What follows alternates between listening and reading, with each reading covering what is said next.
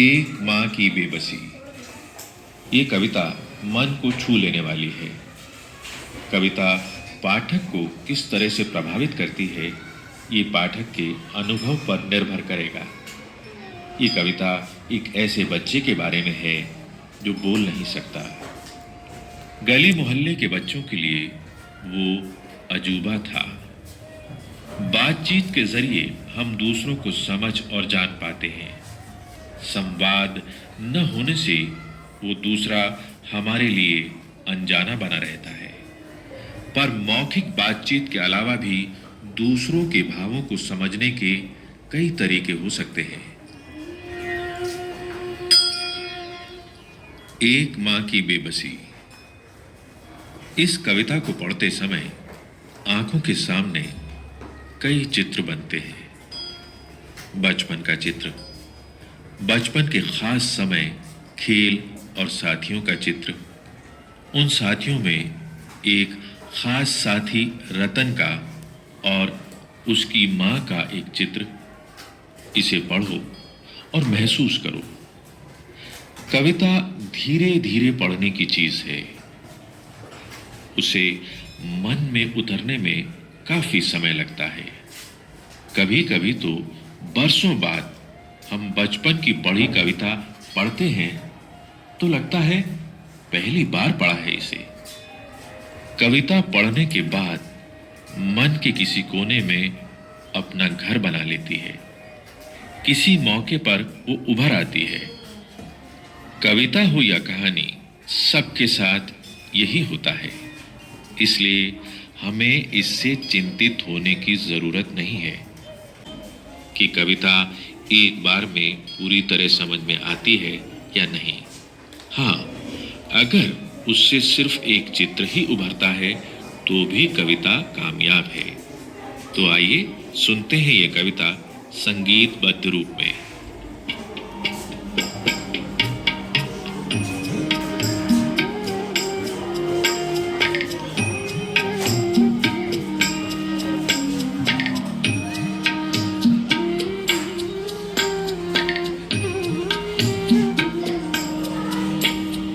जाने किस अदृश्य पड़ोस से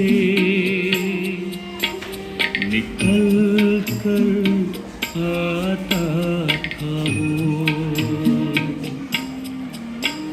न जाने किस अदृश्य पड़ोस से निकल कर आता था वो।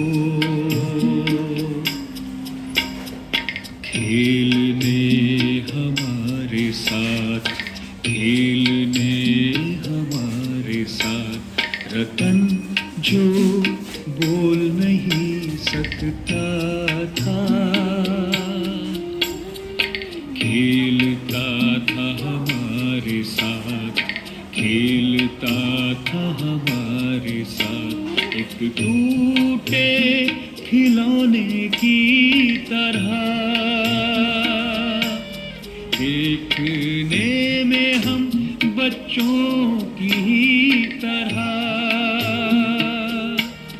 था वो भी एक बच्चा।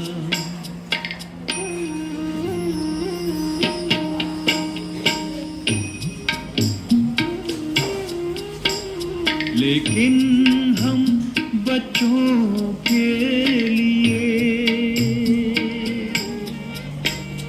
अजूबा था, क्योंकि हमसे भिन्न था। अजूबा था क्योंकि हमसे भिन्न था।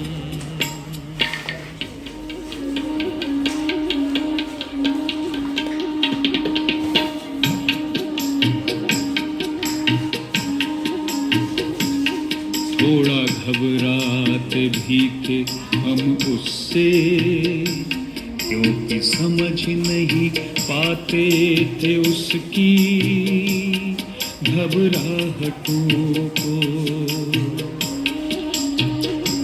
ना इशारों में कही उसकी बातों को, न उसकी भयभीत आँखों में हर समय दिखती उसके अंदर की छटपटाहटों को।